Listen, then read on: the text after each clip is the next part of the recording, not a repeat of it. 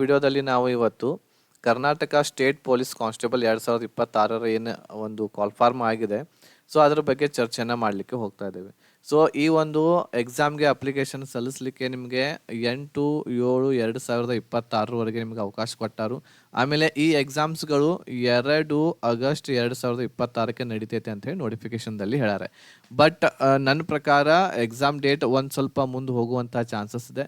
But ಯಾರೆಲ್ಲ study ಮಾಡಾಕತ್ತೇರಿ ಅವರು ಇದೇ ಡೇಟ್ ಫೈನಲ್ ಅಂತ ಹೇಳಿ ತಿಳ್ಕೊಂಡನ ನಿಮ್ಮ ಸ್ಟಡಿಯನ್ನು ಮಾಡಬೇಕಾಗುತ್ತೆ, ಯಾಕಂದ್ರೆ ಹೇಳಕ್ಕೆ ಬರಂಗಿಲ್ಲ. ಓಕೆ, ಆಮೇಲೆ ಈಗ ಈ ವಿಡಿಯೋದಲ್ಲಿ ಇಂಪಾರ್ಟೆಂಟ್ ನಿಮ್ಗೆ ಏನು ಹೇಳಿಕೊಡ್ತಾ ಇದ್ದೇನೆ ಅಂತಂದ್ರೆ, ಕೆ ಇದವರು ಏನು ಮಾಡ್ತಾ ಇದ್ದಾರೆ, ಈ ಒಂದು ಪೊಲೀಸ್ ಕಾನ್ಸ್ಟೇಬಲ್ ಎಕ್ಸಾಮನ್ನು ನಡೆಸ್ತಾ ಇದ್ದಾರೆ ಈ ಸಲ. ಸೊ ದಿಂದ ಯಾವ ಟಾಪಿಕ್ ಮೇಲೆ ಈ ಸಲ ಪ್ರಶ್ನೆಗಳು ಬರುವಂಥ ಸಾಧ್ಯತೆಗಳಿದಾವು, ಅವುಗಳ ಬಗ್ಗೆ ಈ ಒಂದು ವಿಡಿಯೋದಲ್ಲಿ ಚರ್ಚೆನ ಮಾಡ್ತಾ ಇದ್ದೇವೆ. ಸೊ ನಾನು ದಿಂದ ಆಗಿರುವಂತಹ ಹಿಂದಿನ ಎಲ್ಲ ಪ್ರಶ್ನೆ ಪತ್ರಿಕೆಗಳನ್ನು ಅನಲೈಸ್ ಮಾಡೀನಿ. ಅವು ಎಲ್ಲ ಪ್ರಶ್ನೆಗಳನ್ನ ನೋಡೇನಿ. ನಾನು ಇದವರು ಯಾವ ಟಾಪಿಕ್ ಮೇಲೆ ಹೆಚ್ಚು ಪ್ರಶ್ನೆ ಅಂತ ಯಾಕತ್ತಾರ, ಯಾವ ಟಾಪಿಕ್ ಇದಾವೆ ಪ್ರತಿಯೊಂದು ಹೇಳ್ತಾ ಇದ್ದೇನೆ ಈ ಒಂದು ವಿಡಿಯೋದಲ್ಲಿ. History, economy, geography, science, current affairs ಏನೆಲ್ಲ ಕೇಳಾಕತ್ತಾರೋ ಅದನ್ನೆಲ್ಲನೂ ಕೂಡ ಟಾಪಿಕ್ ವೈಸ್ ನಿಮಗೆಲ್ಲನೂ ಕೂಡ ಸಬ್ಜೆಕ್ಟ್ ವೈಸ್, ಟಾಪಿಕ್ ವೈಸ್ ಎಲ್ಲನೂ ಹೇಳ್ತಾ ಇದ್ದೇನೆ. ಅಷ್ಟು ಟಾಪಿಕ್ಗಳನ್ನ ನೀವು ಮಾಡಲೇಬೇಕಾಗುತ್ತೆ, ಅಷ್ಟು ಟಾಪಿಕ್ಗಳನ್ನ ನೀವು ಓದಲೇಬೇಕಾಗುತ್ತೆ. ಸೊ ಈ ವಿಡಿಯೋ ಒಂಥರ ಏನು ಅಂತಂದ್ರೆ, ದವರ ಒಂದು ಫೇವ್ರೇಟ್ ಆಗಿರುವಂತಹ ಟಾಪಿಕ್ಸ್ಗಳು ಯಾವುದು ಅನ್ನೋದನ್ನ ನಾವು ಈ ಒಂದು ವಿಡಿಯೋದಲ್ಲಿ ನೋಡ್ಲಿಕ್ಕೆ ಹೋಗ್ತಾ ಇದ್ದೇವೆ. ಇವ ಟಾಪಿಕ್ಸ್ಗಳ ಮೇಲಿನ ನಿಮ್ಮ ಕರ್ನಾಟಕ ಪೊಲೀಸ್ ಕಾನ್ಸ್ಟೇಬಲ್ ಎಕ್ಸಾಮ್ ಕೂಡ ಆಗುತ್ತೆ. ಓಕೆ, ಎಲ್ಲೋ 1-2-3 ಮಾರ್ಕ್ಸ್ಗಳು, 2-3 ಕ್ವಶನ್ಸ್ಗಳು ಬೇರೆ ಟಾಪಿಕ್ ಮೇಲೆ ಕೇಳ್ಬೋದು. ಬಟ್ ನಾನು ಇಲ್ಲಿ ಹೇಳುವಂತಹ ಟಾಪಿಕ್ಸ್ಗಳ ನೀವು ಪರ್ಫೆಕ್ಟ್ ಮಾಡಲೇಬೇಕಾಗುತ್ತೆ, ಅಷ್ಟು ಟಾಪಿಕ್ಗಳನ್ನು ನೀವು ಓದಲೇಬೇಕಾಗುತ್ತೆ. ಈ ಸಲ ನಿಮ್ಮ ಟಾರ್ಗೆಟ್ 100ಕ್ಕೆ 85 ಮಾರ್ಕ್ಸ್ಗಳು ಇಡಬೇಕಾಗುತ್ತೆ. ಇಷ್ಟು ನೀವು ಅಂಕಗಳನ್ನ ತೊಗೊಂಡ್ರಿ ಅಂತಂದ್ರೆ ಈ ಸಲ ನಿಮ್ಮ ಪೊಲೀಸ್ ಆಗೋದು 100% ಪಕ್ಕ. 100% ನಿಮ್ಮ ಸೆಲೆಕ್ಷನ್ ಆಗ್ತೈತಿ ಪೊಲೀಸ್ ಕಾನ್ಸ್ಟೇಬಲ್. ಯಾರಿಗೆ ನೌಕರಿ ಬೇಕಾಗೈತಿ, ಆಮೇಲೆ ಯಾರು ಬಹಳ ಸೀರಿಯಸ್ ಆಗಿ ಓದಾಕತ್ತೀರಿ ಅಂಥವ್ರು ಮಾತ್ರ ಈ ಒಂದು ಟಾಪಿಕ್ಸ್ಗಳನ್ನ ನೋಡ್ರಿ, ಇವುಗಳನ್ನ ಫಾಲೋ ಅಪ್ ಮಾಡಿರಿ. ನಾನು ಇಲ್ಲಿ ಹೇಳುವಂಥ ಟಾಪಿಕ್ಸ್ಗಳನ್ನ ನೀವು ನೋಡಿದ ಮೇಲೆ ನೀವು ಕೂಡ ದಿಂದ ಆಗಿರುವಂಥ ಕ್ವಶನ್ ಪೇಪರ್ಗಳನ್ನ ಹಿಂದಿಂದ ತೆಗೆದು ನೋಡ್ರಿ. ಅವ ಟಾಪಿಕ್ಸ್ಗಳಿರ್ತಾವೆ, ಇಷ್ಟು ಟಾಪಿಕ್ಗಳಂತೂ ನೀವು ಇದರಲ್ಲಿ ಮಾಡಲೇಬೇಕಾಗತ್ತೆ. ಓಕೆ, ಆಮೇಲೆ ಇದು ಇಂಪಾರ್ಟೆಂಟ್ ಟಾಪಿಕ್ಸ್ಗಳು. ಬಟ್ ನೀವು ಮಾಡಬೇಕಾಗಿರುವಂಥದ್ದು ಏನು ಅಂತಂದ್ರೆ 100% ಸಿಲೆಬಸನ್ನು ಕವರ್ ಮಾಡಬೇಕಾಗ್ತೈತಿ. ಅಂದ್ರೆ ಈ ಒಂದು ಎಕ್ಸಾಮ್ಗೆ ರಿಲೇಟೆಡ್ ಇರುವಂತಹ ಏನು ಸಬ್ಜೆಕ್ಟ್ಸ್ಗಳಿದ್ದಾವೆ, economy, geography, history, polity, science, ಸಂವಿಧಾನ ಏನಿದೆ, ಆಮೇಲೆ ಕರೆಂಟ್ ಅಫೇರ್ಸ್ ಆಗಿರ್ಬೋದು, ಆಮೇಲೆ ಮೆಂಟಲ್ ಎಬಿಲಿಟಿ, ಅದನ್ನ ಎಲ್ಲ ಸಿಲೆಬಸ್ ಓದಲೇಬೇಕು. ಆ ಎಲ್ಲ ಸಿಲೆಬಸ್ ಓದಲೇಬೇಕು. ಬಟ್ ಈಗ ನಿಮ್ಮ ಹತ್ರ ಟೈಮ್ ಕಡಿಮೆ ಇರೋದರಿಂದ ಇಲ್ಲಿ ನಾನು ಇಂಪಾರ್ಟೆಂಟ್ ಆಗಿರುವಂತಹ ಟಾಪಿಕ್ಸ್ಗಳ ಬಗ್ಗೆ ನಿಮ್ಗೆ ಹೇಳಿ ಕೊಡ್ತಾ ಇದ್ದೀನಿ. ಅವುಗಳನ್ನ ಕರೆಕ್ಟಾಗಿ ಎಲ್ಲರೂ ಕೂಡ ನೋಡ್ರಿ, ಆಮೇಲೆ ಅವುಗಳನ್ನ ಫಾಲೋ ಅಪ್ ಮಾಡಿರಿ. ಈಗ ನೀವು 2 ಆಗಸ್ಟ್ ಅಂತಲೇ ತಿಳ್ಕೊಂಡನೆ ನಿಮ್ಮ ಎಕ್ಸಾಮ್ ಅಂತ ಇದೇ ಡೇಟ್ಗೆ ಆಗ್ತೈತೆ ಅಂತ ಹೇಳಿ ತಿಳ್ಕೊಂಡನ ಮಾಡಿರಿ. 1 ತಿಂಗಳು ಕೂಡ ನಿಮ್ಗೆ ಟೈಮ್ ಉಳಿದಿಲ್ಲ. ಓನ್ಲಿ ಭಾಳ ಮಾಡಿ ಒಂದು 20 ದಿವಸ, 22 ದಿವಸ ನಿಮ್ಮ ಹತ್ರ ಟೈಮ್ ಇದೆ. ಸೊ ಹಾಗಾಗಿ ಕರೆಕ್ಟಾಗಿ ಏನು ಮಾಡಿರಿ ಅಂತಂದ್ರೆ ನಿಮ್ಮ ಸಿಲೆಬಸನ್ನು ನೋಡ್ಕೊಡ್ರಿ. ಈ ಟಾಪಿಕ್ಸನ್ನು ಒಂದು ಸ್ವಲ್ಪ ಈಗ ನೀವು ಸಿಲೆಬಸ್ ಮುಗಿಸಿದ್ರಿ ಅಂತಂದ್ರೆ ಈಗ ಇನ್ನೂ ಏನು ಮಾಡಿರಿ, ನೀವು ಹೆಚ್ಚಿನ ಒಂದು ಮಹತ್ವವನ್ನು ಕೊಡ್ರಿ ಈ ಟಾಪಿಕ್ಗಳಿಗೆ. ಓಕೆ, ಯಾರೆಲ್ಲ ಕರ್ನಾಟಕ ಪೊಲೀಸ್ ಕಾನ್ಸ್ಟೇಬಲ್ಗೆ ಪ್ರಿಪ್ರೇಷನ್ ಮಾಡಾಕತ್ತೀರಿ ಅವ್ರಿಗೆ ನಮ್ಮಲ್ಲಿ ಕಂಪ್ಲೀಟ್ ಕೋರ್ಸ್ ಅವೈಲೇಬಲ್ ಐತಿ. ಇಲ್ಲಿ ಏನು ಹೇಳ್ತಾ ಇದ್ದೀನಲ್ಲ ನಾನೀಗ ಟಾಪಿಕ್ಸ್ಗಳು, ಇಂಪಾರ್ಟೆಂಟ್ ಟಾಪಿಕ್ಸ್, ಆ ಎಲ್ಲ ಟಾಪಿಕ್ಸ್ಗಳು ಒಳಗೊಂಡಿರ್ತಾವೆ ನಮ್ಮ ಈ ಕ್ಲಾಸಸ್ಗಳು. ಇಂಪಾರ್ಟೆಂಟ್ ಎಲ್ಲ ಟಾಪಿಕ್ಸ್ಗಳು ಇರ್ತಾವೆ, ಅದ್ರ ಜೊತೆಗೆ ಬೇರೆ ಎಲ್ಲ ಟಾಪಿಕ್ಸ್ ಎಲ್ಲ ಸಿಲೆಬಸ್ ಕವರ್ ಇರುವಂತಹ ಪ್ಯಾಕೇಜ್ ಐತಿ ಇದು ಕರ್ನಾಟಕ ಪೊಲೀಸ್ ಕಾನ್ಸ್ಟೇಬಲ್ದು. ಇದು ಆ್ಯಕ್ಚುಯಲ್ ಫೀಸ್ ಓನ್ಲಿ 2000 ರೂಪೀಸ್ಗೆ ನಾವು ಕೊಡಾಕತ್ತಿದ್ವಿ. ಬಟ್ ಆಫರ್ ಫೀಸ್ದಲ್ಲಿ ನಿಮ್ಗೆ ಓನ್ಲಿ 1000 ರೂಪಾಯಿದಲ್ಲಿ ಕೊಡಾಕತ್ತೇವಿ. ಸೊ ಹೆಚ್ಚಿನ ಮಾಹಿತಿಗಾಗಿ ನೀವು ಕಾಂಟ್ಯಾಕ್ಟ್ ಮಾಡಿರಿ, ಅಥವಾ ಈ ಪ್ಯಾಕೇಜ್ ನಿಮಗೆ ಬೇಕು ಅಂತಂದ್ರೆ 8861927838 ನಂಬರ್ಗೆ ಒಂದು ವಾಟ್ಸಪ್ ಮೆಸೇಜ್ ಮಾಡಿರಿ, PC 2026 ಅಂತೇಳಿ. ಇಷ್ಟು ಮಾಡಿದ ಮೇಲೆ ನಾವು ನಿಮ್ಮ ವಾಟ್ಸಪ್ ನಂಬರ್ಗೆ ಒಂದು ಸ್ಕ್ಯಾನರನ್ನು ಕಳಿಸ್ತೇವೆ. ಸ್ಕ್ಯಾನರನ್ನು ತೊಗೊಂಡು ನೀವು ಏನು ಮಾಡಬೇಕಾಗುತ್ತೆ, ಸ್ಕ್ಯಾನರ್ ಅಥವಾ ಒಂದು ಮೊಬೈಲ್ ನಂಬರ್ ಹೇಳ್ತೇವೆ. ಆ ನಂಬರ್ಗೆ ನೀವು ಫೋನ್ಪೇ ಅಥವಾ ಗೂಗಲ್ ಫೋನ್ಪೇ ಆಗಿರ್ಬೋದು ಅಥವಾ ಬೇರೆ ಯಾವುದೇ ಮಾಧ್ಯಮದಿಂದ ಫೀಸನ್ನು ಪೇಡ್ ಮಾಡಿ ಒಂದು ಸ್ಕ್ರೀನ್ಶಾಟ್ ಕಳಿಸ್ಬೇಕಾಗ್ತೈತಿ ನಮ್ಮ ಈ ವಾಟ್ಸಪ್ ನಂಬರ್ಗೆ. ಇಷ್ಟ ಆದಮೇಲೆ ನಿಮಗೆ ಎಲ್ಲ ಕ್ಲಾಸಸ್ಗಳು ಸಿಗ್ತವೆ, ಎಲ್ಲ ಕ್ಲಾಸಸ್ಗಳನ್ನು ನೀವು ನೋಡ್ಕೋಬಹುದು. ಇದರಲ್ಲಿ ಎಲ್ಲ ಸಬ್ಜೆಕ್ಟದ recorded classes, PDF notes, mock test, previous year question paper 2010ರಿಂದ ಎಲ್ಲ ಕ್ವಶನ್ ಪೇಪರ್ ಕೀ ಆನ್ಸರ್ದೊಂದಿಗೆ, ಆಮೇಲೆ ಪ್ರಾಪರ್ ಆಗಿರುವಂಥ ಗೈಡೆನ್ಸ್ ಎಲ್ಲನೂ ಕೂಡ ನಿಮ್ಗೆ ಈ ಪ್ಯಾಕೇಜಲ್ಲಿ ಸಿಗಾಕತ್ತೈತಿ. ತಡ ಮಾಡೋಕ್ಕೆ ಹೋಗಬೇಡ್ರಿ. ಈ ಪ್ಯಾಕೇಜ್ ಭಾಳ ಇಂಪಾರ್ಟೆಂಟ್ ಆಗಿರುವಂತಹ ಪ್ಯಾಕೇಜ್ ಐತಿ, ಓನ್ಲಿ 1000 ರೂಪೀಸಿಂದ. ಸೊ ಲಿಮಿಟೆಡ್ ಟೈಮ್ ಆಫರ್ ಐತಿ. ಈ ಆಫರ್ ನಿಮ್ಗೆ 8/7/2026 ಮಾತ್ರ 1,000 ರೂಪಾಯಿದಲ್ಲಿ ಸಿಗ್ತೈತಿ.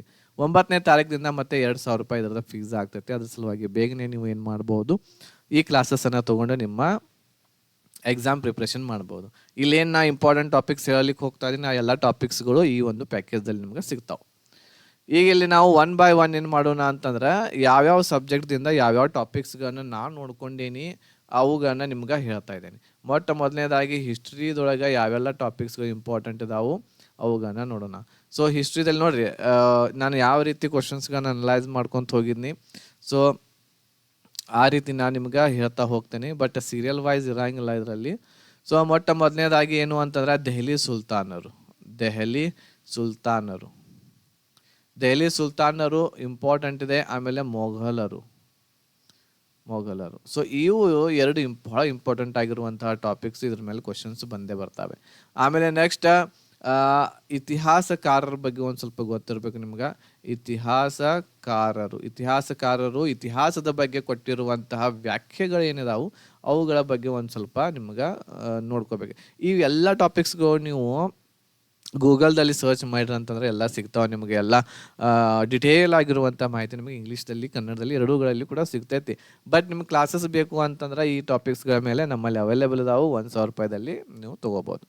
ಇದಾದಮೇಲೆ ಕೃತಿಗಳು ಬಹಳ ಇಂಪಾರ್ಟೆಂಟ್ ಇರ್ತವೆ. ಇತಿಹಾಸದಲ್ಲಿ ಕೃತಿಗಳ ಬಗ್ಗೆ ನೋಡ್ಕೋಬೇಕಾಗ್ತೈತಿ. ಆಮೇಲೆ ಗುಪ್ತರ ಕಾಲ ನೋಡ್ಕೊಡ್ರಿ, ಗುಪ್ತರ ಬಗ್ಗೆ. ಆಮೇಲೆ ನೆಕ್ಸ್ಟ್ ಸತ್ಯಾಗ್ರಹಗಳು ಏನು ನಡೆದಾವ ಅದು. ಆಮೇಲೆ ಋಗ್ವೇದ ಬಹಳ ಇಂಪಾರ್ಟೆಂಟ್ ಐತಿ. ಋಗ್ವೇದದ ಬಗ್ಗೆ ಎಲ್ಲ ನೋಡ್ಕೊಡ್ರಿ, ವೇದ ಕಾಲದ್ದು ಒಂದು ಸ್ವಲ್ಪ. ಆಮೇಲೆ ನೆಕ್ಸ್ಟ್ ನಮ್ಮ ಇತಿಹಾಸದಲ್ಲಿ ಪ್ರೀ ಹಿಸ್ಟ್ರಿಯಲ್ಲಿ ವಿಶ್ವವಿದ್ಯಾಲಯಗಳಿದ್ದು, ಯೂನಿವರ್ಸಿಟೀಸ್ಗಳಿದ್ದು ಅವುಗಳ ಬಗ್ಗೆ ಯಾರು ಕಟ್ಟಿದ್ರು, ಅವುಗಳನ್ನ ಯಾರು ಸ್ಥಾಪನೆ ಮಾಡಿದ್ರು ಅದ್ರ ಬಗ್ಗೆ ಇದೆ. ಆಮೇಲೆ ನೆಕ್ಸ್ಟ್ ಸಂಗಮ ಯುಗದ ಬಗ್ಗೆ ಒಂದು ಸ್ವಲ್ಪ ನೋಡ್ಕೋಬೇಕಾಗ್ತೈತಿ. ಆಮೇಲೆ ಇನ್ನೊಂದು ಇಂಪಾರ್ಟೆಂಟ್ ಏನು ಅಂತಂದ್ರೆ, ರಾಜ್ಯಗಳು ಆಮೇಲೆ ಅವುಗಳ ರಾಜಧಾನಿ. ಸೊ ರಾಜ್ಯಗಳು ಅಂತಂದ್ರೆ ಯಾವ್ದು ಹೇಳ್ರಿ, ರಾಜ ಮನೆತನಗಳು ಏನಿದ್ವು ಅಲ್ಲ. ಈ ಉದಾಹರಣೆಗೆ ಗುಪ್ತರ ಆಗಿರಬಹುದು, ಗಂಗರು ನಮ್ಮ ಕರ್ನಾಟಕದಲ್ಲಿ, ಚೋಳರು ಅವರ ರಾಜಧಾನಿಗಳನ್ನ ಯಾವ್ಯಾವ್ದು ಮಾಡ್ಕೊಂಡಿದ್ರು ಅದನ್ನ ನೋಡ್ಕೊಳ್ರಿ, ಅದು ಇಂಪಾರ್ಟೆಂಟ್ ಇದೆ. ಇಲ್ಲಿ ಏನು ಹೇಳಕತ್ತೇನಲ್ಲ ಇವು ಮೋಸ್ಟ್ ಇಂಪಾರ್ಟೆಂಟ್ ಆಗಿರುವಂಥ ಟಾಪಿಕ್ಸ್ಗಳಿದಾವೆ. ಅವುಗಳನ್ನ ನೀವು ನೋಡಲೇಬೇಕು, ಅವುಗಳನ್ನ ಪರ್ಫೆಕ್ಟ್ ಮಾಡಲೇಬೇಕಾಗ್ತತಿ. ಆಮೇಲೆ ನೆಕ್ಸ್ಟ್ ಹೊಯ್ಸಳರ ಬಗ್ಗೆ ನೋಡ್ಕೊಳ್ರಿ, ಇಂಪಾರ್ಟೆಂಟ್ ಇದೆ. ಆಮೇಲೆ ಯಾವ ಅರಸ ಇರ್ತಕ್ಕಂಥವನು ಯಾವ ಶಾಸನ ಹೊರಡಿಸಿದ, ಆ ಶಾಸನಗಳು ಎಲ್ಲಿ ಇದಾವು ಅನ್ನೋದು ನಿಮ್ಗೆ ಗೊತ್ತಿರ್ಬೇಕು. ಎಲ್ಲ ಶಾಸನಗಳ ಬಗ್ಗೆ ನಿಮ್ಗೆ ಗೊತ್ತಿರ್ಬೇಕು. ನೆಕ್ಸ್ಟ್ ಒಪ್ಪಂದಗಳು ಕೆಲವೊಂದಿಷ್ಟು ಯುದ್ಧಗಳಲ್ಲಿ ಆಗ್ಯಾವ. ಆ ಎಲ್ಲ ಒಪ್ಪಂದಗಳು ಯಾವ ಇಸ್ವಿಯಲ್ಲಿ, ಇದರಲ್ಲಿ ನೋಡ್ಕೋಬೇಕಾಗಿರುವಂಥದ್ದು ಇಸ್ವಿಯಲ್ಲಿ ಯಾರ ನಡುವೆ ಈ ಒಪ್ಪಂದಗಳಾದವು ಅವುಗಳನ್ನ ನೀವು ನೋಡ್ಕೋಬೇಕಾಗ್ತತಿ. ಆಮೇಲೆ ನೆಕ್ಸ್ಟ್ ದಂಡಿ ಸತ್ಯಾಗ್ರಹ ಇಂಪಾರ್ಟೆಂಟ್ ಇದೆ. ದಂಡಿ ಸತ್ಯಾಗ್ರಹ. ಗಾಂಧಿ ಯುಗ ಏನೈತ್ಲ, ಈ ಗಾಂಧಿ ಯುಗ ಬಹಳಷ್ಟು ಇಂಪಾರ್ಟೆಂಟ್ ಇದೆ, ಮೋಸ್ಟ್ ಇಂಪಾರ್ಟೆಂಟ್. ಅದನ್ನು ನೀವು ಓದಲೇಬೇಕಾಗ್ತತಿ. ಓಕೆ, ಇದಾದ್ಮೇಲೆ ನಮ್ಮ ಕರ್ನಾಟಕದ ಕೆಲವೊಂದಿಷ್ಟು ದಂಗೆಗಳು ನಮ್ಮ ಕರ್ನಾಟಕದ ದಂಗೆಗಳನ್ನ ನೋಡ್ಕೋಬೇಕಾಗ್ತದೆ. ದಂಗೆಗಳು ಯಾವ್ದ್ರದ್ದು, ಕರ್ನಾಟಕದಲ್ಲಿ ಕೆಲವೊಂದಿಷ್ಟು ದಂಗೆಗಳಿದ್ದು ಅವುಗಳ ಬಗ್ಗೆ ನಿಮ್ಗೆ ಗೊತ್ತಿರ್ಬೇಕು. ಆಮೇಲೆ ಇತಿಹಾಸ ಪ್ರೀ ಹಿಸ್ಟ್ರಿಯಲ್ಲಿ, ಪ್ರಾಚೀನ ಇತಿಹಾಸದಲ್ಲಿ ಕೆಲವೊಂದಿಷ್ಟು ಏನು ಅಂತಂದ್ರೆ ಮ್ಯೂಸಿಯಂಗಳಾಗಿರ್ಬೋದು ಅವುಗಳ ಬಗ್ಗೆ ನೋಡ್ಕೊಳ್ರಿ. ಆಮೇಲೆ ಈಗಿನ ಈ ಮ್ಯೂಸಿಯಮ್ಸ್ಗಳನ್ನು ಕೂಡ ಏನು ಮಾಡ್ರಿ, ನೋಡ್ಕೊಂಡು ಇಟ್ಕೊಳ್ರಿ. ಇದಾದ್ಮೇಲೆ ನೆಕ್ಸ್ಟ್ ಮ್ಯೂಸಿಯಮ್ಸ್ಗಳಾದ್ಮೇಲೆ ನೆಕ್ಸ್ಟ್ ಕೆಲವೊಂದಿಷ್ಟು ಏನು ಅಂತಂದ್ರೆ ಆಪರೇಷನ್ಸ್ಗಳನ್ನ ಮಾಡಿದ್ರು. ಆಪರೇಷನ್ ಅಂತಂದ್ರೆ ಹೊಟ್ಟಿ ಕೊಯ್ಯೋದಲ್ಲ. ಆಪರೇಷನ್ಸ್ಗಳು ಅಂತಂದ್ರೆ ಇದು ಆ್ಯಕ್ಚುಲಿ ಕರೆಂಟ್ ಅಫೇರ್ಸ್ದು ಒಂದು ಸಿಲೆಬಸ್ ಕೂಡ ಆಗುತ್ತೆ. ಬಟ್ ಹಿಸ್ಟ್ರಿದಲ್ಲಿಯೂ ಕೂಡ ಇದನ್ನು ನಾವು ನೋಡ್ಕೋಬಹುದು. ಓಕೆ, ಯುದ್ಧಗಳ ಆದಮೇಲೆ ಅವುಗಳ ಯುದ್ಧವನ್ನು ಮಾಡಲಿಕ್ಕೆ ಕೆಲವೊಂದಿಷ್ಟು ಆಪರೇಷನ್ಸ್ಗಳು ಬರ್ತವೆ, ಅವುಗಳನ್ನ ನೋಡ್ಕೊಳ್ರಿ. ಆಮೇಲೆ ನೆಕ್ಸ್ಟ್ ಚಾಲುಕ್ಯರ ಬಗ್ಗೆ ನೋಡ್ಕೊಳ್ರಿ. ಓಕೆ, ಚಾಲುಕ್ಯರು. ಆಮೇಲೆ ವಿದೇಶಿಯರ ಆಗಮನ. ಯಾರು ನಮ್ಮ ಭಾರತ ದೇಶಕ್ಕೆ ಬಂದರು, ಏನು ಮಾಡಿದ್ರು, ಯಾವ ಇಸ್ವಿಗೆ ಫಸ್ಟ್ ಯಾರು ಬಂದರು, ಲಾಸ್ಟಿಗೆ ಯಾರು ಹೋದರು, ಅದ್ರ ಬಗ್ಗೆ ನೋಡಿ. ನೆಕ್ಸ್ಟ್ ವೈಸ್ ರಾಯ್ಗಳ ಬಗ್ಗೆ ಏನು ಮಾಡಬೇಕು, ಇಂಪಾರ್ಟೆಂಟ್ ಇದೆ. ವೈಸ್ ರಾಯ್ಗಳ ಬಗ್ಗೆ ನೋಡ್ಕೊಳ್ರಿ. ಇದಾದ್ಮೇಲೆ ನೆಕ್ಸ್ಟ್ ಧರ್ಮಗಳ ಬಗ್ಗೆ ನೋಡೋದಾದ್ರೆ ಜೈನ ಮತ್ತು ಬೌದ್ಧ ಧರ್ಮ ಇದಂತೂ ಬಹಳಷ್ಟು ಇಂಪಾರ್ಟೆಂಟ್ ಇರುವಂಥದ್ದು. ಒಂದು ಕ್ವಶನ್ ಫಿಕ್ಸ್, ಇಲ್ಲಿ ಏನು ಹೇಳಿಲ್ಲ, ಎಲ್ಲದರ ಮೇಲೆ ಒಂದೊಂದು ಕ್ವಶನ್ ಫಿಕ್ಸ್ ಆಗ್ತಾವೆ. ಇಷ್ಟು ಮಾಡಿದ್ರೆ ಅಂತಂದ್ರೆ ನೀವು ಎಷ್ಟಾದ್ರು ನೋಡ್ರಿ, 1 2 3 4 5 6 7 8 9 10 11 12 13 14 15 16 18 ಕ್ವಶನ್ಸ್, ಒಂದು 15ರಿಂದ 18 ಕ್ವಶನ್ಸ್ ಬರತ್ತಾವ ನಿಮ್ಗೆ ಎಕ್ಸಾಮ್ದಲ್ಲಿ ಹಿಸ್ಟ್ರಿಯಿಂದ.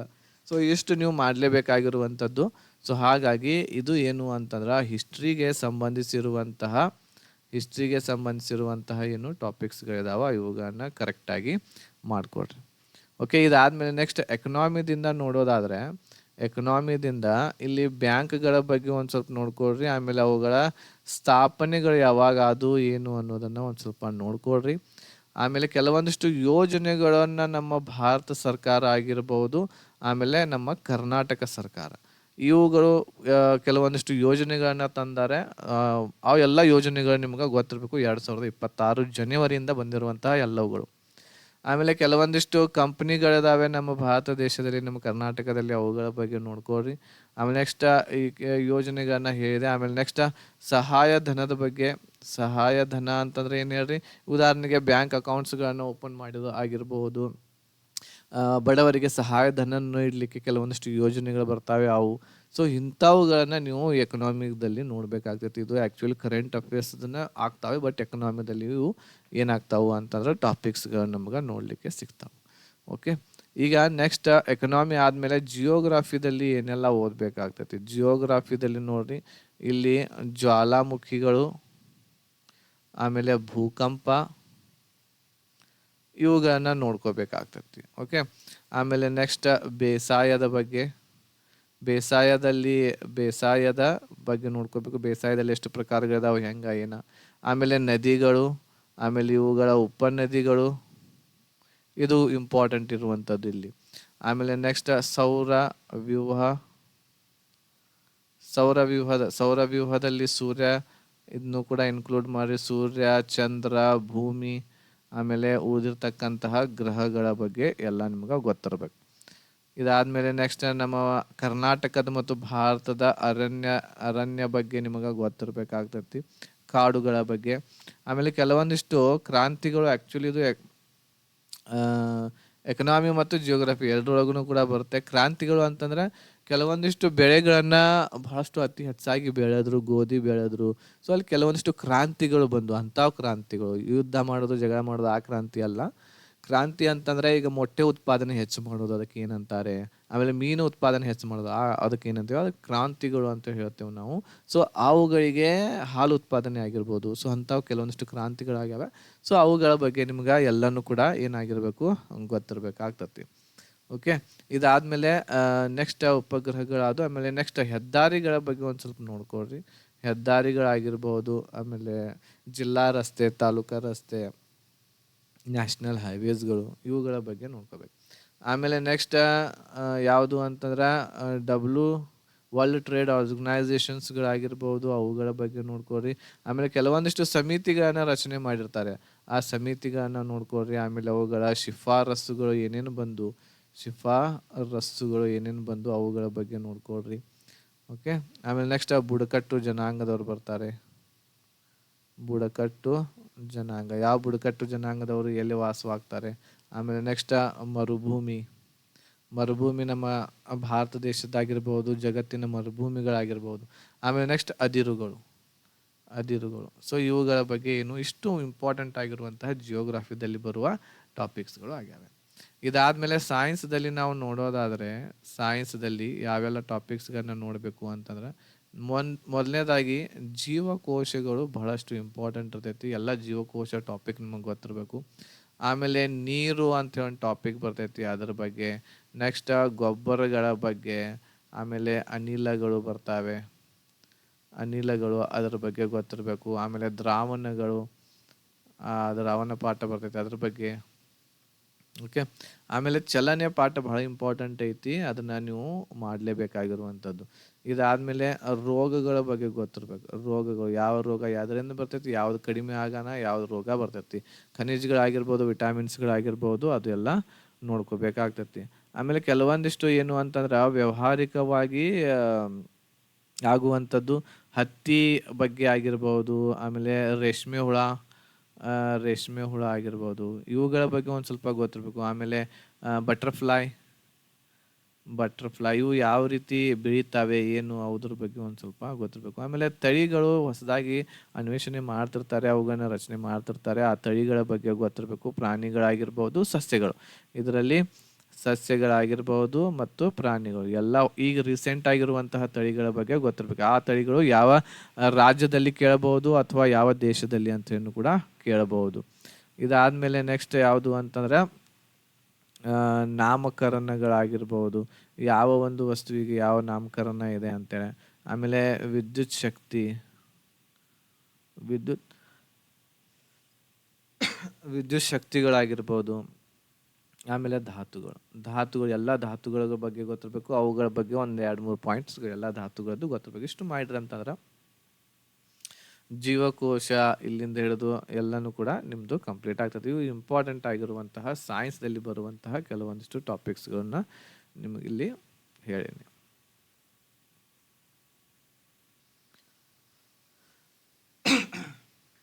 ಇದಾದ್ಮೇಲೆ ನಮ್ಮ ಭಾರತ ದೇಶದ ಸಂವಿಧಾನ ಬಗ್ಗೆ ಒಂದು ಸ್ವಲ್ಪ ನೋಡೋಣ. ಇದರಲ್ಲಿ ನೋಡ್ರಿ, ಮುಖ್ಯವಾಗಿ ನಾವು ಮೊಟ್ಟ ಮೊದಲನೇದಾಗಿ ನೋಡ್ಬೇಕಾಗಿರುವಂಥದ್ದು ಏನು ಅಂತಂದ್ರೆ ಅನುಸೂಚಿಗಳು. ಎಲ್ಲ ಅನುಸೂಚಿಗಳು ನಿಮ್ಗೆ ಏನಾಗಿರ್ಬೇಕು ಗೊತ್ತಿರಬೇಕು. ಓಕೆ, ಆಮೇಲೆ ಇದಾದ್ಮೇಲೆ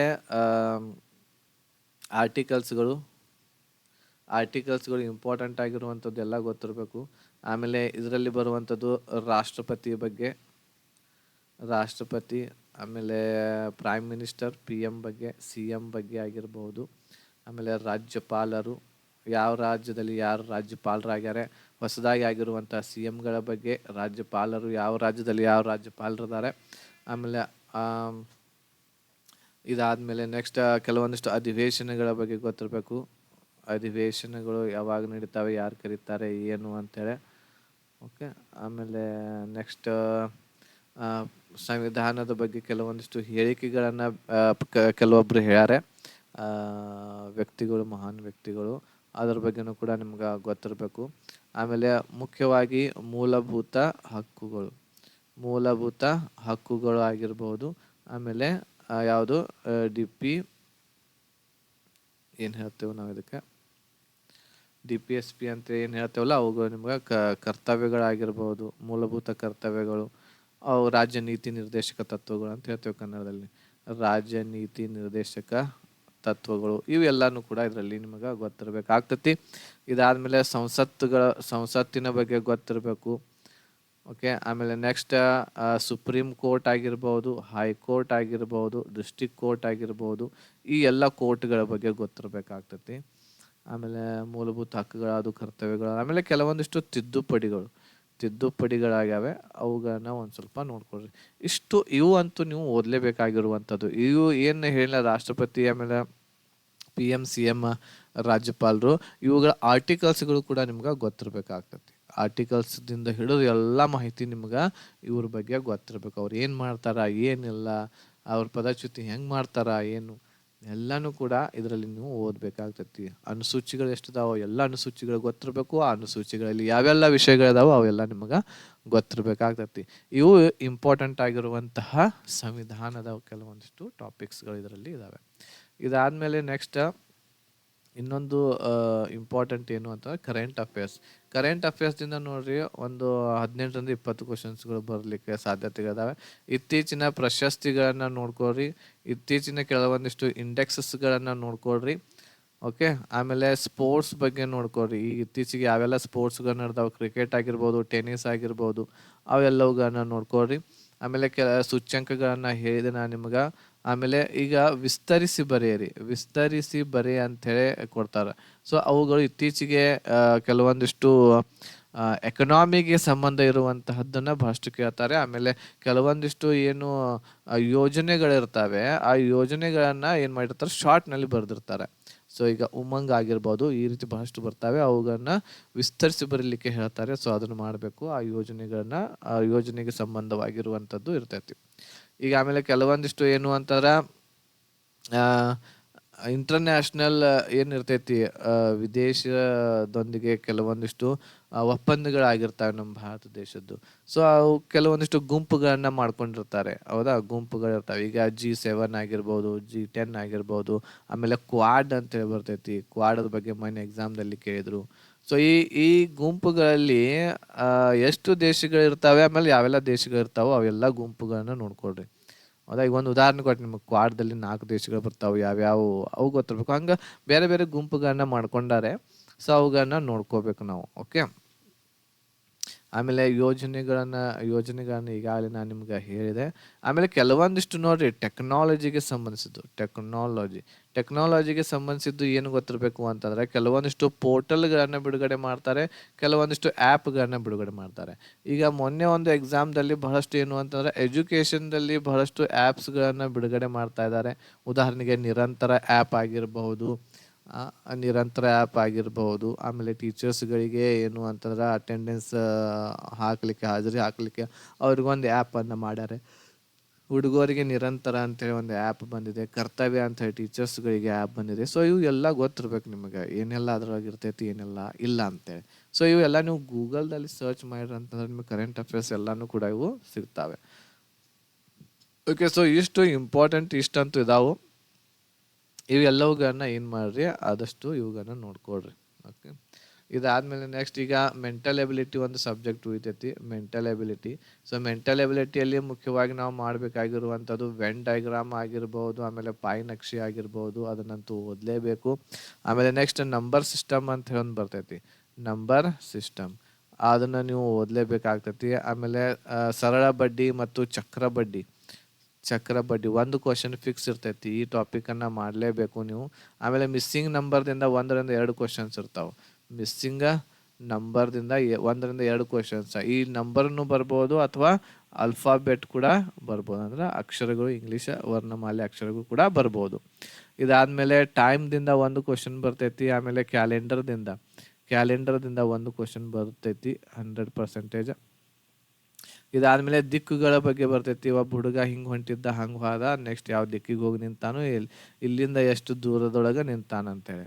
ಆಮೇಲೆ ಘನ ಆಗಿರ್ಬೋದು, ಚೌಕ, ಇವುಗಳ ಸೂತ್ರಗಳು, ಆಮೇಲೆ ಅವುಗಳನ್ನು ಯಾವ ರೀತಿ ಬಿಡಿಸ್ಬೇಕು ಅದನ್ನು ನೀವು ನೋಡ್ಕೋಬೇಕಾಗ್ತತಿ. ಆಮೇಲೆ ಲಸ ಮತ್ತು ಮಸಾ ಅಂತಂದ್ರೆ ಇಂಗ್ಲೀಷ್ದಲ್ಲಿ ಏನಂತ ಹೇಳಿ ಕರಿತೀವಿ, LCM ಮತ್ತು HCF ಅಂತ ಕರಿತೀವಿ. ಇಂಪಾರ್ಟೆಂಟ್ ಇದೆ, 1-2 ಕ್ವಶನ್ ಇದರಿಂದ ನೋಡಲಿಕ್ಕೆ ಸಿಗ್ತವೆ. ಇದಾದಮೇಲೆ ವೇಗ, ಸಮಯ, ದೂರ, ಇದ್ರ ಬಗ್ಗೆ 1 ಕ್ವಶನ್ನ ನಿಮ್ಗೆ ನೋಡಲಿಕ್ಕೆ ಸಿಗ್ತೈತಿ. ಇದಾದಮೇಲೆ ಚಿಹ್ನೆಗಳನ್ನ ಚಿಹ್ನೆ ಬದಲಾಯಿಸಿ ಒಂದು ಏನು ಇರ್ತೈತಿ ಒಂದು ಲೆಕ್ಕ, ಅದನ್ನು ಸರಿ ಮಾಡೋದು. ಆಮೇಲೆ ನೆಕ್ಸ್ಟ್ ಸೀಟಿಂಗ್ ಅರೇಂಜ್ಮೆಂಟ್. ಸೊ ಎಲ್ಲರಿಗೂ ಸರಿಯಾಗಿ ಕುಣಿಸೋದು, ರೌಂಡ್ ಒಳಗೆ ಕುಣಿಸೋದಾರ ಹೇಳ್ತಾರೋ ಅಥವಾ ಒಂದು ಲೈನ್ದೊಳಗಾರ ಕುಣ್ಸಕ್ಕೆ ಹೇಳ್ತಾರೆ. ಇವನ ಪಕ್ಕ ಯಾರದಾರು ಅಂತ ಕೇಳ್ತಾರೆ, ಬಲಗಡೆ ಯಾರು ಕುಂತಾರೋ, ಎಡಗಡೆ ಯಾರು ಕುಂತಾರೋ, ಅದು ಸೀಟಿಂಗ್ ಅರೇಂಜ್ಮೆಂಟ್. ಸೊ ಇಷ್ಟು ಟಾಪಿಕ್ಸ್ಗಳನ್ನ ನೀವು ಮಾಡಿರಿ ಅಂತಂದ್ರೆ ಇದರಿಂದ ಮಿನಿಮಮ್ ಮೆಂಟಲ್ ಎಬಿಲಿಟಿಯಿಂದ ನಿಮಗೆ ಒಂದು 14ರಿಂದ 15 ಕ್ವಶನ್ಸ್ಗಳು ಸಿಗ್ತಾವೆ. ಇವು ಇಂಪಾರ್ಟೆಂಟ್ ಆಗಿರುವಂಥ ಟಾಪಿಕ್ಸ್ಗಳು. ಇವುಗಳನ್ನ ಬಿಟ್ಟು ಮತ್ತೆ KE ಕಂಪ್ಯೂಟರ್ಗೆ ಸಂಬಂಧಿಸಿರುವಂತಹ ಕೆಲವೊಂದಿಷ್ಟು ಕ್ವಶನ್ಸ್ಗಳನ್ನ ಕೇಳ್ತಾರೆ. ಈಗ ಲೇಟೆಸ್ಟ್ ಆಗಿರುವಂತಹ ಅಪ್ಡೇಟೆಡ್ ಏನಿರ್ತಾವು ಅವುಗಳ ಬಗ್ಗೆ ಆಗಿರ್ಬೋದು. ಆಮೇಲೆ ಈಗ ಪರಿಸರದೊಳಗೂ ಕೂಡ ಕೆಲವೊಂದಿಷ್ಟು ಬರ್ತಾವೆ ಟಾಪಿಕ್ಸ್ಗಳು. ಈಗ ಉದಾಹರಣೆಗೆ ಇದು ಆ್ಯಕ್ಚುಲಿ ಜಿಯೋಗ್ರಫಿದೊಳಗೂ ಕೂಡ ಏನಾಗ್ತಾವೆ ಅಂತಂದ್ರೆ ಕೌಂಟ್ ಆಗ್ತಾವೆ. ಅಂದರೆ ಜಿಯೋಗ್ರಫಿದಲ್ಲಿ ಎಲ್ಲನೂ ಕೂಡ ಇದು ಸಿಗ್ತಾವು ಈ ಎಲ್ಲ ಟಾಪಿಕ್ಸ್ಗಳು. ಉದಾಹರಣೆಗೆ ಈಗ ರಾಮ್ಸರ್ ತಾಣಗಳು ಎಷ್ಟಿದಾವೆ, ಆಮೇಲೆ ನಮ್ಮ ಭಾರತ ದೇಶದಲ್ಲಿ ಉದ್ಯಾನವನಗಳಾಗಿರ್ಬೋದು, ನ್ಯಾಷನಲ್ ಪಾರ್ಕ್ಸ್ಗಳಾಗಿರ್ಬೋದು. ಓಕೆ, ಯಾವ ಪಾರ್ಕ್ದಲ್ಲಿ ಯಾವ ಇದರಲ್ಲಿ ಯಾವ ಏನು ಪ್ರಾಣಿಗಳಿರ್ತಾವೆ, ಯಾವ ಪ್ರಾಣಿ ಫೇಮಸ್ ಇದೆ, ಓಕೆ, ಇವುಗಳನ್ನ ಕೇಳ್ತಾರೆ. ಅವುಗಳನ್ನ ನೀವು ಪರಿಸರದಲ್ಲಿ ಅಥವಾ ಜಿಯೋಗ್ರಫಿದಲ್ಲಿ ಅದು ಕಂಪ್ಲೀಟಾಗಿ ಏನಾಗಿರ್ತೈತೆ, ಅದು ಕವರ್ ಆಗಿರ್ತೈತಿ. ಕಂಪ್ಯೂಟರ್ಗೆ ಲೇಟೆಸ್ಟ್ ಆಗಿರುವಂಥ ಅಪ್ಡೇಟ್ಸ್ಗಳನ್ನು ನಿಮಗೆ ಕೇಳ್ತಾರೆ. ಆಮೇಲೆ ಯಾರು ಏನು ಕಂಡು ಹಿಡಿದ್ರು ಕಂಪ್ಯೂಟರ್ ವಿಭಾಗದಲ್ಲಿ ಅದ್ರ ಬಗ್ಗೆನೂ ಕೂಡ ಕೇಳ್ತಾರೆ ಎಕ್ಸಾಮ್ನಲ್ಲಿ.